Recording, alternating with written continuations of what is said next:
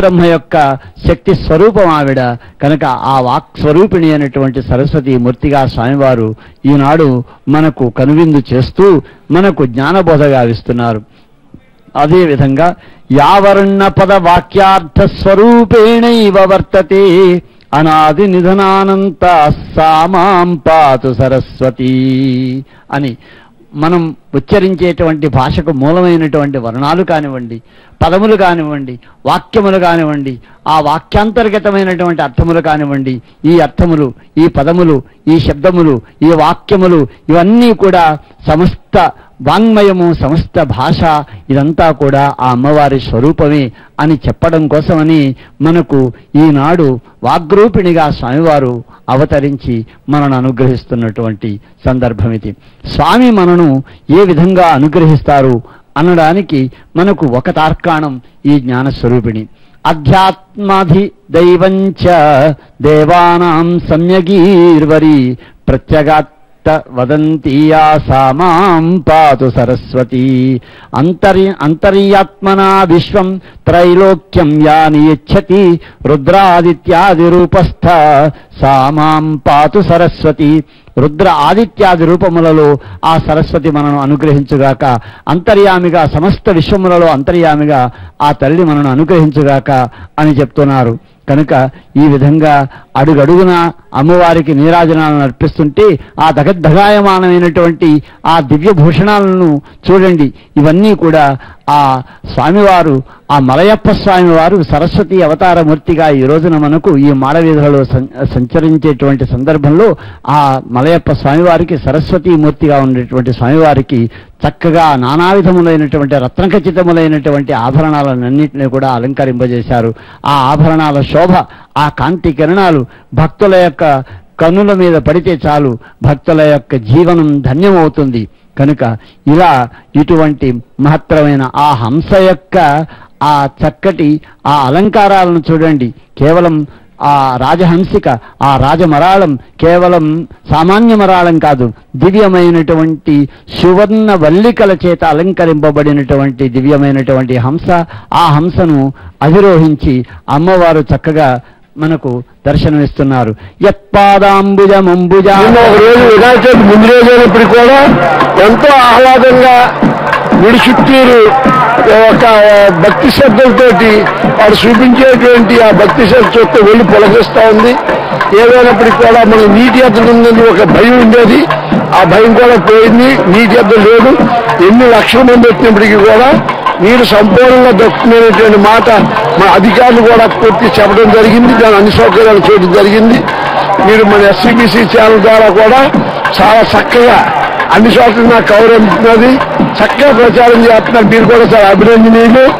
ఎందుకంటే ఇంకా దీన్ని ఇవాళ కార్యక్రమం చూసాం, మ్యూజియం ఓపెన్ చేశాం, వైకుంఠం, మన బ్రహ్మలోకం, కైలాసం నెంబర్గా మేము ఇనాగ్రేట్ చేసుకుంటానికి వెళ్ళాం. నిజంగా ఎంత అద్భుతంగా అంటే వాళ్ళ ఆర్కిటెక్ట్ అలా హృదయం కలిగించినట్టుంది. అది మీ అందరినీ కూడా ప్రత్యేకంగా ఎస్సీబీసీని పరోక్షంగా అన్ని టీవీ వాళ్ళు కూడా అర్థించాను నేను. ఇది ప్రపంచానికి చూపించాలి, వాళ్ళు చేసిన శ్రద్ధగా చెప్పి కోరాను. తప్పకుండా మీరు చూపిస్తారని నమ్మకం నాకుంది. గరుడోత్సవంలో కూడా ఏ ఇబ్బంది లేకుండా అటు భక్తుల యొక్క సహకారం సహమే మన ఊపిరి. కేవలం అరేంజ్మెంట్లు నేను పోలీసు పెట్టాను, చైర్మన్ ఇవ్వలేనిపోయాం, ఇలా చేసి అలా చేసి బడాకానికి ఏం జరగదు. ఇవన్నీ ఒక కార్యక్రమం. అన్నిటికంటే భక్తుల యొక్క ఆ యొక్క శ్రద్ధ, వాళ్ళు మనకి అడ్జస్ట్మెంట్ గతంలో చేశారు, ఇప్పుడు చేస్తారు. ఎప్పుడైనా మన భక్తులు సలహా ఇచ్చారు, ఇలా చేస్తే మంచిది, ఇలా చేస్తే మంచిది అన్నారు. కానీ ఆరోపణ చేయలేదు. ఈ సంవత్సరం నుంచి ఆరోపణ లేకుండా చేయడానికి కారణం మా అధికారులు కష్టపడి నడుము రాసుకుంటున్నారు. వాళ్ళు మెల్లిమెల్లిగా వాళ్ళ ప్రాబ్లం తీసుకుని మేము సహకరిస్తున్నాం. కొత్తగా బోర్డు వచ్చిన రాజారెడ్డి గారు వచ్చారు, ప్రసాద్ గారు ఉన్నారు. నిన్నటి నుంచి ఎంతో ఎమ్మెల్యే శాసనసభ్యుడు ఉన్నా కూడా దీన్ని ప్రయారిటీ ఇచ్చి సేవ చేస్తున్నారు, సంతోషం. మరి మన శివప్రసాద్ గారు మొన్న నుంచి వచ్చారు. కాబట్టి మిగతా అందరూ కూడా ఈ పార్లమెంట్ అసెంబ్లీ అంతా వస్తారనుకుంటున్నాను. అందరినీ ఒక ఇంటి మనతో కోరుకుంటూ ఆహ్వానిస్తున్నాను. ఓం నమో వెంకటేశ్వర. యత్పాదాంబుజమంబుజాసనముఖైః ఆద్యైరచింత్యం సురైః యచ్చారిత్రమగణ్యమేవ వచసాం వాచస్పతిరుచ్ఛ్రితాం యత్కారుణ్యకటాక్షసూత్ర కవితా చిత్రా జగన్మాలికా పాయాత్సా మమ సర్వదా భగవతి భద్రేశ్వరీ శారదా అన్నటువంటి ఆశ్వరాయనమునికృతమైనటువంటి సరస్వతి స్తోత్రంలో ఆ అమ్మవారు ఏ విధంగా సమస్త లోకాలని అనుగ్రహిస్తున్నారు అన్నటువంటి విషయం మనకి ఇక్కడ వర్ణింపబడుతున్నది. ఏ తల్లి యొక్క దివ్యమైనటువంటి పాదాంబుజములను సేవించడం కోసం అంబుజాసనం ముఖ్యులు. అంటే అంబుజాసనుడు అంటే ఈ కమలాసనుడైనటువంటి ఆ సాక్షాత్తు చతుర్ముఖుడు. ఆయన కేవలం సరస్వతి అమ్మవారికి పతి మాత్రమే కాదు, సరస్వతి ఉపాసకుడు ఆయన. కనుకని ఆ అంబుజాసనముఖై ఆ బ్రహ్మాది దేవతలందరి చేత కూడా ఆమె నిరంతరం ఆ పాదములు, ఆ తల్లి యొక్క పాదములు జ్ఞానాప్తి కోసమని సేవింపబడుతున్నవట. సురై యచ్చారిత్రమగణ్యమేవ వచసాం వాచస్పతి రుచ్ఛ్రితాం. సాక్షాత్తు వాక్పతి అయినటువంటి బృహస్పతి వచ్చి వర్ణించాలి అని కూర్చున్న ఆ అమ్మవారి యొక్క దివ్యమైనటువంటి గుణాలను గురించి వర్ణించాలంటే అది ఆయనకు కూడా సాధ్యపడదట.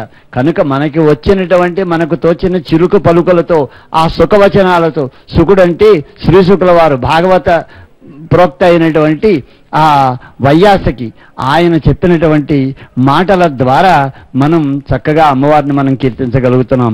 యత్కారుణ్య కటాక్ష సూత్ర కవితా చిత్ర జగన్మాలిక.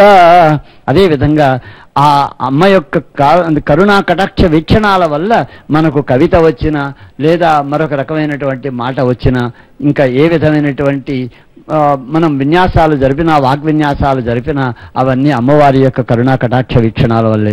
పాయాత్సా మమ సర్వదా భగవతి భద్రేశ్వరీ శారదా. కనుక ఆ తల్లి, ఆ భగవత్ స్వరూపిణి, ఆ భద్రేశ్వరి, ఆ శారదాంబిక. శారదా శబ్దంలోనే విచిత్రమైనటువంటి అర్థం ఉన్నది. శారం అంటే మోక్షం, దదాతి ఇది శారద అంటే మోక్షాన్ని మనకు ప్రసాదించేటువంటిది కాబట్టి శారద అంటున్నారు. కాబట్టి మనకు కావలసినటువంటిది, అమ్మవారిని మనం కోరుకోవలసింది ఐహికమైనటువంటి భోగభాగ్యాలు కాదు, చక్కగా జ్ఞానం కావాలి. ఏ జ్ఞానం వలనైతే మనం ఈ భవబంధాల నుంచి ముక్తులమై మోక్షాన్ని పొందగలుగుతాము ఆ జ్ఞానం అని చెప్తున్నారు. ఇప్పుడు తిరిగి మనం కృష్ణకుమారి గారి యొక్క వ్యాఖ్యానానికి మనం ప్రతీక్షిద్దాం. నిర్గుణ నిరాకార పరతత్వం తన సంకల్పం చేత లోక సృష్టికి పూనుకొని తదనుగుణంగా పలు రూపాల్ని ధరిస్తుంట. ఏ రూపమైనా అనంత కళ్యాణ గుణ పరిపూర్తి కలిగే ఉంటాయి. జ్ఞానరూపి అయి ప్రతిభాసించే ఆ పరతత్వం పురుషునిగా లోకావన తత్పరమైనప్పుడు ఆ పరతత్వమే దయాస్వరూపిణి అయిన పరాశక్తిగా రూపించుకొని సనాతన ఋషులు ఉపాసించారు.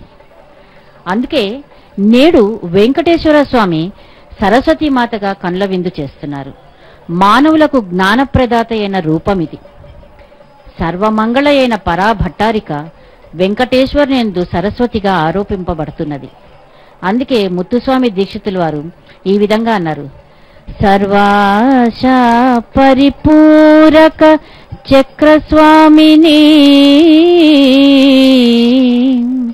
పరమశివకామిని.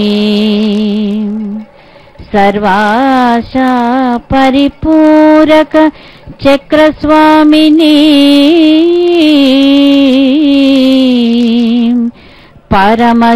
పరమశివకామిని.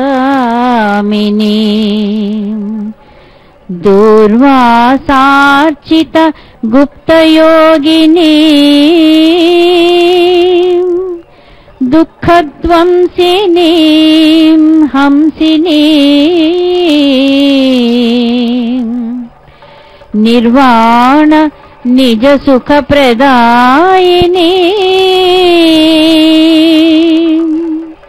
నిర్వాణ నిజ సుఖ ప్రదాయిని. నిత్య కళ్యాణి.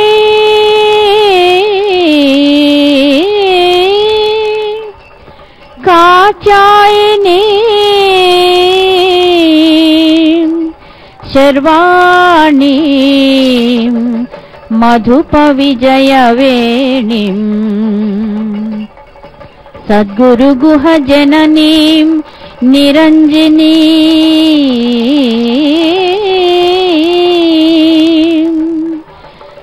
గర్విత భండాసుర భంజిని కామాకర్షిణ్యాది రంజనీ నిర్విశేష చైతన్య రూపిణి. అమ్మవారు కేవలం విద్యల్ని ప్రసాదించే మాత మాత్రమే కాదు, ఎవరైనా అహంకారంతో లేదా అజ్ఞానంతో ఏ రకమైనటువంటి ఉపద్రవాల్ని సమాజానికి కల్పించినప్పుడు వాళ్ళని నిర్జించే ఒక మహాశక్తి స్వరూపిణి కూడా. అందువల్లే ఇక్కడ చెప్తూ గర్విత భండాసుర భంజినీం అని చెప్పారు. ఏ రకమైన అహంకారాన్ని మన ఆ పరాశక్తి ముందు ప్రకటించడానికి వీలు లేదు. ఈ జీవితం ఆ స్వామి ప్రసాదించింది. పురందరదాసుల వారు అందుకే చెప్పారు, ಕೆರೆಯ ನೀರನ್ನು ಕೆರದ ಜಲ್ಲಿ ವರವ ಪಡೆದವರಂತಿ ಕಾಣಿರೋ. నీ ద్వారా వచ్చినటువంటి ఈ సంగీతం, ఈ సాహిత్యం, ఈ కళలు ఇవన్నీ నీకే నైవేద్యం అన్నారు.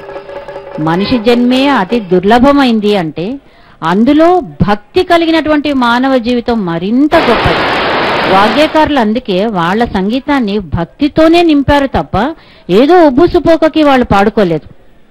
కేవలం వాళ్ళ ప్రతిభ చూపించడానికి పాడలేదు. సరస్వతి మాతని ఆరాధించడానికి సంగీతాన్ని ఒక ఉపాదానంగా తీసుకున్నప్పటికీ కూడా అందులో భక్తి నిలిచింది. అందువల్లే త్యాగరాజస్వామి అన్నారు, సంగీత జ్ఞానమో భక్తి వినా సన్మార్గమో కలదేవో మనసా. భక్తి లేనిది ఏ రకమైన ప్రక్రియ కూడా పనికిరాదు. వాసన లేని పువ్వు ఏ రకంగా పూజకి పనికిరాదో, భక్తి లేని ఏ ఒక్క తపం, జపం, యజ్ఞం, యాగం కూడా అది పరిపూర్తి కావు. అందువల్లే సర్వదేవ నమస్కార కేశవం ప్రతిగచ్చతి అన్నట్లు ఏ రూపంలో పూజ చేసినా, ఏ నామాన్ని పూజ చేసినా, ఏ భావనతో పూజ చేసినా కూడా భగవద్గీతలో స్వామి అంటారు, యో యో యాం యాం తను భక్త శ్రద్ధయార్చితుమిచ్చతి తస్య తస్యాచలాం శ్రద్ధ తామేవ విదధామ్యహమని. ఒక్క భగవంతుడే అనేక రూపాల్లో ఉపాసకుల అభిరుచిని అనుసరించి వారికి అభిమతార్థ సిద్ధిని ఒనగూర్చుతున్నాడు. ఇది స్వామి యొక్క అపూర్వమైన కటాక్షం. మనకొక రూపం నచ్చినప్పుడు ఆ రూపంలోనే స్వామి మనకి కనిపించాలి అని అనుకోవడం ఆయన అపార కరుణకి అదొక నిదర్శనం. ఇక్కడ తిరుపతి నారాయణ స్వామి అని ఒక వాగ్గేయకారుడు ఉన్నాడు. ఆయన సరస్వతి రూపధారి అయిన శ్రీ వెంకటేశ్వర స్వామి గురించి ఈ రకంగా భావించాడు. పరాకేల సరస్వతి మురారి సుత సతీమతి పరాకేల సరస్వతి బిరానంబ వరాలో సగు పరాత్ పరిదయా కరి పరాకేల సరస్వతి. సూరాసురులు మనంబులను స్థిరంబుగా స్మరింతురట.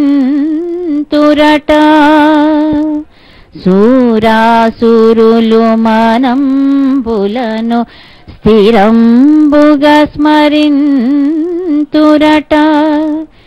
తిరుపతి పురవాసుడౌ దేవదేవుని వలె నాపై. తిరుపతి పురవాసుడౌ దేవదేవుని వలె నాపై పరాకేల సరస్వతి మురారి సుత సతీమతి పరాకేల సరస్వతి. వెంకటేశ్వర స్వామిని సరస్వతిగా ఊహించి భావించి కీర్తన రచించారు ఈ అవాగ్యకారులు. అదేవిధంగా జగన్నియామకుడైనటువంటి పరమాత్మ సర్వశేషి అయి స్వరూపము, కాలము, వస్తువు మొదలైనటువంటి వాటి చేత ప్రమాణ నిర్ణయం చేయ వీలుకాని వాడై అవాగ్మానస గోచరుడై వెలుగుతున్నాడు. అయినప్పటికీ సర్వ కర్మ సమారాధ్యుడై సర్వ ఫల ప్రదాతయై